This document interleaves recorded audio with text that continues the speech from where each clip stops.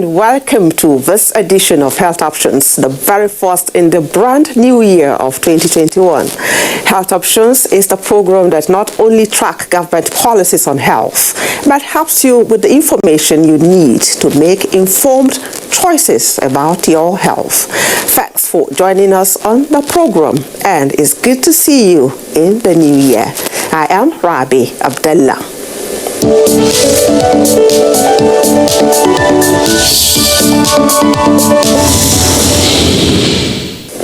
What readily comes to mind at the mention of the year 2020 is the coronavirus pandemic that engulfed the whole world, with the human race shaken to its core. In the midst of its attendant effects is the attention it brought to the health systems of nations like never before. We bring to you how the health sector, being the worst hit by the pandemic, fared, and other chains of events that shaped the year under review.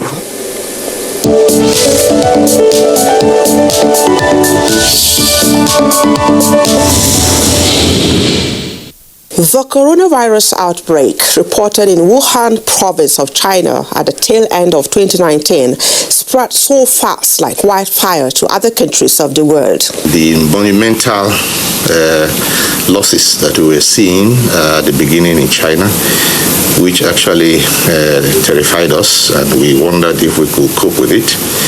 And we were lucky and also pleased to be getting help from so many partners, beginning with the UN group, and then other partners in China and the European Union, who helped us with initial commodities and reagents to get started.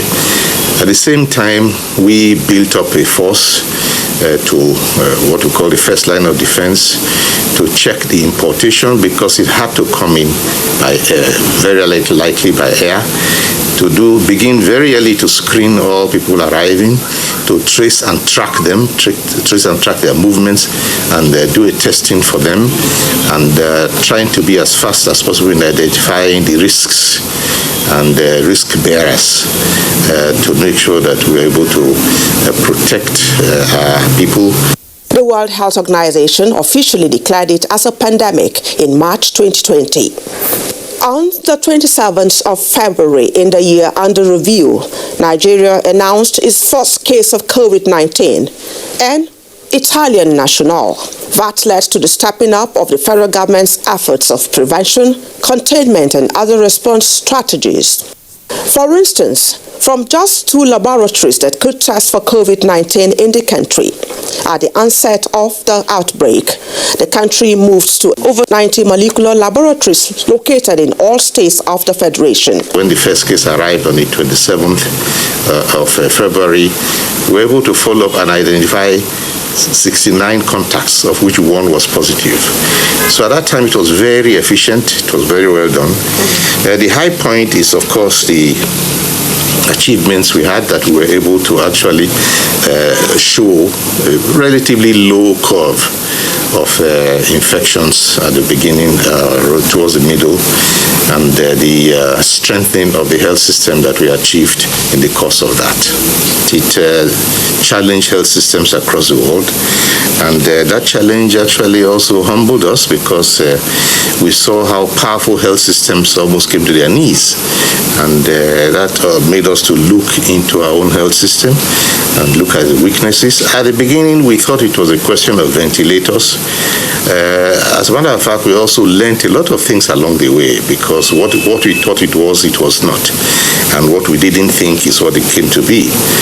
But we're able to strengthen our health systems. We have built more isolation centers, more ICU.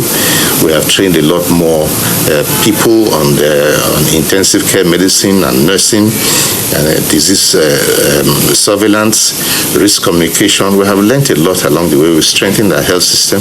We have increased the number of beds. We also corrected some mistakes we made at the beginning, which was almost neglecting the routine illnesses that already pre-existed, the routine treatment like immunization. We were able to correct all of that. As the time COVID came in here, we had to share knowledge and experience, from China. Then, of course, we have to engage with WHO, we have to engage with Africa CDC, with African Health Organization, that gathers countries in the ECOWAS region and all that. And, of course, under the AU, we're sharing on, all these things online. So, again, that's one of the gains of we were compelled, as it were, to do that. Okay. Yeah. And then, of course, you mentioned, the other agencies under like NIMA, Nigerian Institute of Medical Research. You know that NIMA, very early in the COVID outbreak, they were able to establish, in collaboration with some other institutions, the genetic sequence of the COVID virus, yes, which was established to be the same with that of Wuhan in China, and and of course they just developed this rapid test kit that can give results in less than 40 minutes, as opposed to hours under the, and so also PCR based. So that's from Nigerian Institute of Medical Research, and then of course you know that NIPRID is also the Nigerian Institute of Pharmaceutical Research and Development. You recall that when the COVID organics were brought from Madagascar, it was NIPRID, one of the agencies, on my supervision as Minister of State. They came up with and gave us findings that has really attracted attention all over the world, and we were able to say that these are the findings on this COVID organics. 2020 was also a year that made a lot of Nigerians wake up. It was a wake-up call for Nigerians. We had articulated and propagated the concept of medicine security, which argues that unless as a people you're able to determine how your drugs and pharmaceuticals and phytomedicines are manufactured and distributed, as a people you will not be able to determine how well your population has access to sustainable, affordable, high-quality healthcare. And for years, when we were arguing medicine security, people ignored us because it was cheaper and more and easier to get products from Asia and from Europe. But COVID-19 sort of told the whole world that we were right.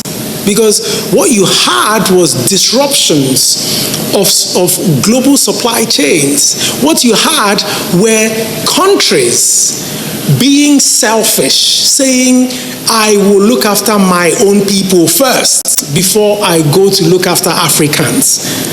What we had were countries banning the export of things like APIs to countries who had no capacity to manufacture. And I'm glad now medicine security is now on everybody's, is now on the tip of everybody's tongue.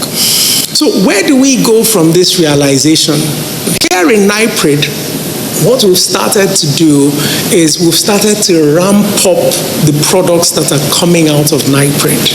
Currently, I think we now have a threefold increase in registered products from NIPRID.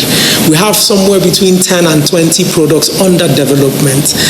At NAFDAC application for listing, I think we have a few more products there. So we're ramping up the output of research efforts from NIPRID. The second wave of the pandemic was to come on the heels of what was believed to have been controlled gains over it between the months of August and October in the country.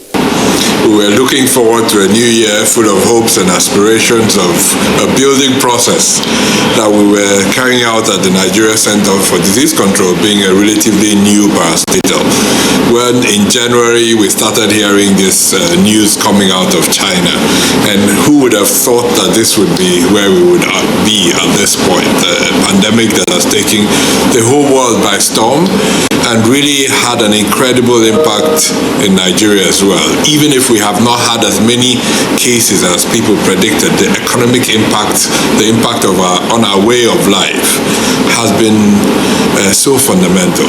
So I think the first reflection on this, given that we're still really in the middle of this pandemic, is how important it is to focus on health security as an existential threat.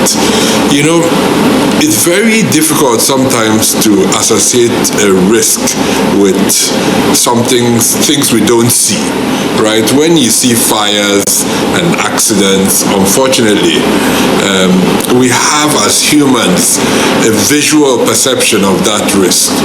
But for things like viruses that we don't see, prior to this pandemic, it was very difficult to convince Nigerians, in fact, around the world, that there is an existential threat caused by these little things. So I think, unfortunately, the global community, including Nigerians, have learned the hard way about what a virus can cause and how disruptive it can be. And as we begin to see the light at the end of the tunnel with the emergence of a vaccine, even though we don't have it yet, but we are working towards it, and some countries have started using it. I hope that collectively we have recognized that it is important to really understand and invest in prevention and detection and response of these viruses, and understand that this is really an existential threat that must be prepared for. And we can't do more than we have done in the past. We must learn from the events of this year and build up that health security agenda for our country and the world. The most topical issue around COVID-19 at the moment is the vaccines that scientists have been able to develop. Nigeria and 91 other economies are plugged into the COVAX facility. This is a groundbreaking initiative of the global community led by the World Health Organization, Gavi, the Alliance for Vaccines and Immunization, the Coalition for Epidemic Preparedness and Innovations, are coming together with a lot of donors like the Bill and Melinda Gates Foundation to make sure that some critical number of vaccines are made available to low and middle income countries like Nigeria, so that irrespective of our ability to pay, we're still able to access these vaccines. At least at a minimum, that we should be able to get for 20% of our population, especially those people who are the highest risks. So we're talking about people like health workers who are in the front lines, their support staff.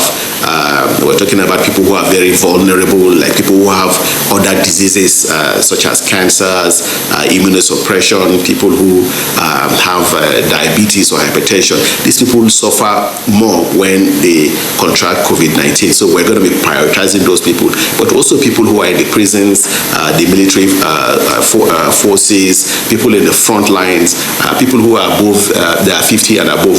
Those are the people that the data shows that they are likely to suffer a worse fate if they are to contract the virus. So in that type of global community where vaccines, COVID-19 vaccines are being made available to countries on an equitable basis, making sure that everybody has access, that right there is the way to stop the transmission of COVID-19 globally. Historically, funding of research has been an intractable problem in our setting, and government has actually done well by directing the Central Bank of Nigeria to put forward a multi-billion naira grant specific for phytomedicines and vaccines research. It is a grant, and it is government's way of saying that we are prioritizing phytomedicinal development in Nigeria.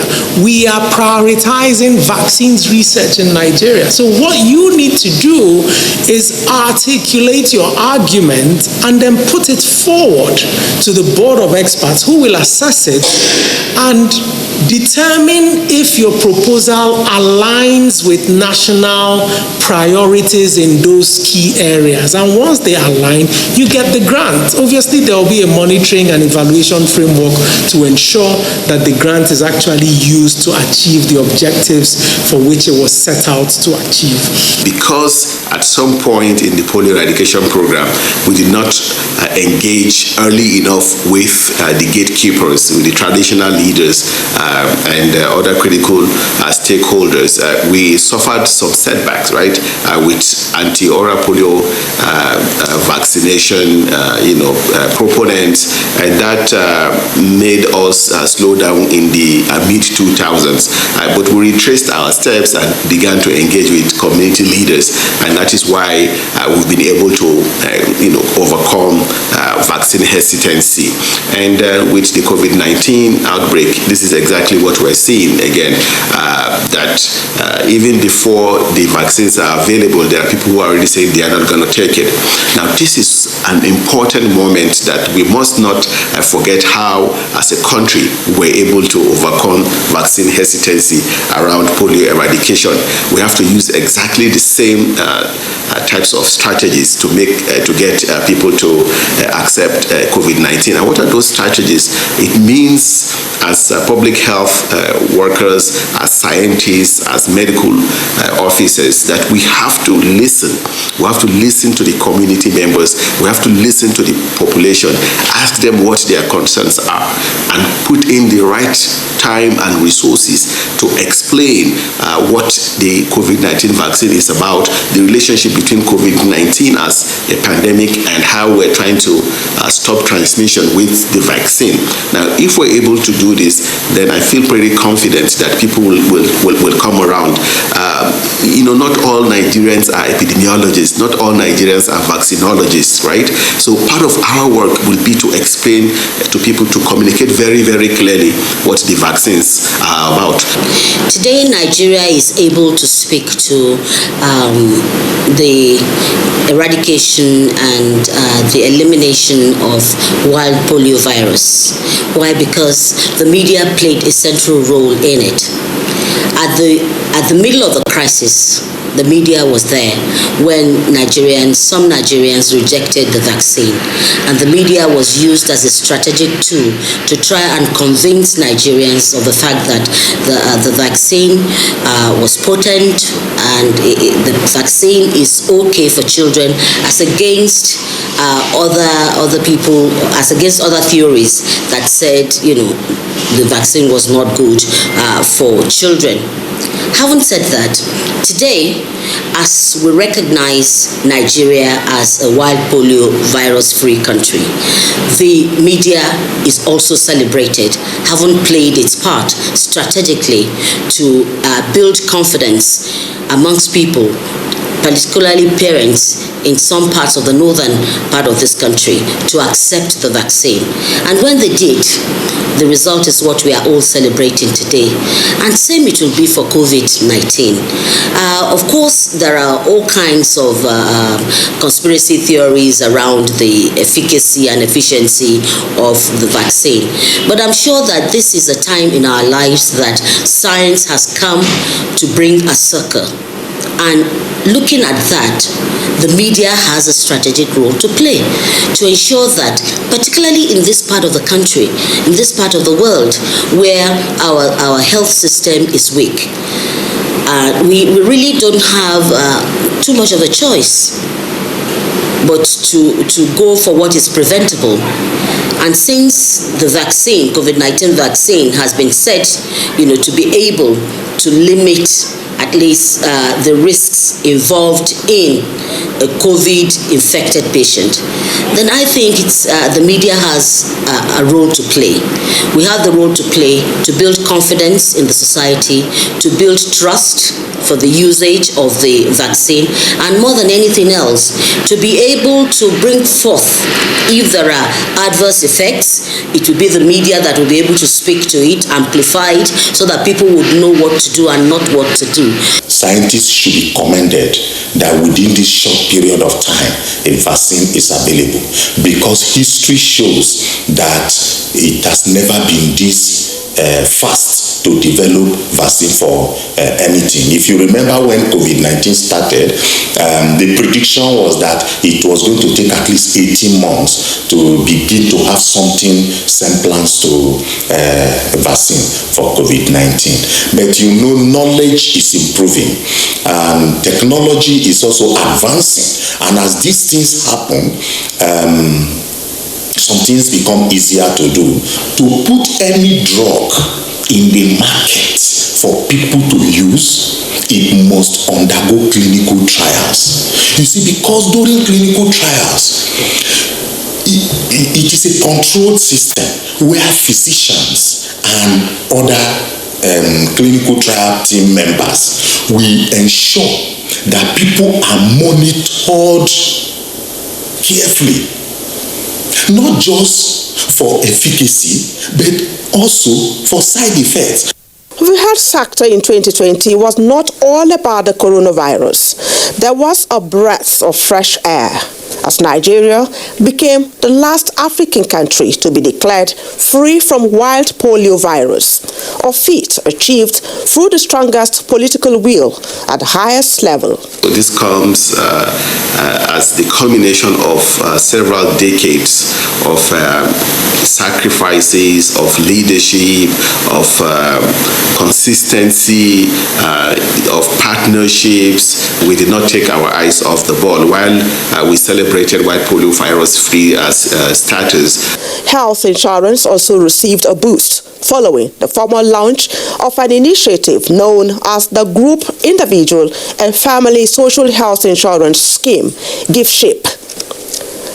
The unveiling of the roadmap to Nigeria's health sector development in 2021 and beyond is one of the opportunities the country is latching on to rebuild the Nigerian health system as it battles the second wave of COVID-19, as well as ensuring that the new strain of the virus, considered to be more virulent, does not find its way to the shores of the country.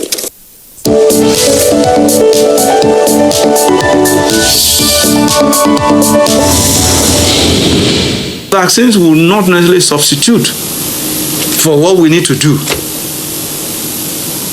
Vaccines should just be an added value.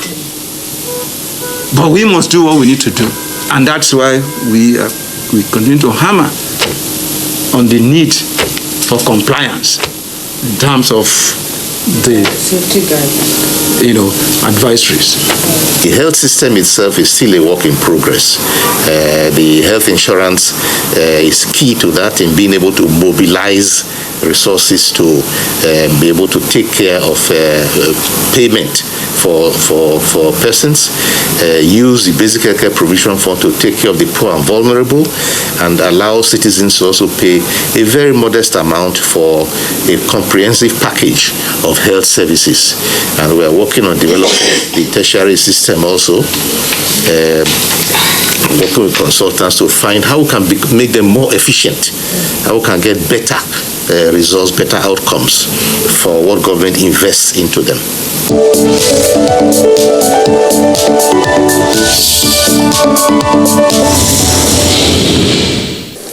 And that was how it had been with the health sector in 2020. As we look forward to a better 2021, remember to play your own part of prioritizing your health and observing the safety protocols against COVID-19.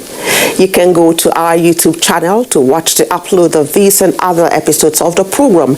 Email us for your comments and contributions at healthoptions@nta.gov.ng. My name is Rabi Abdullah. It's bye for now.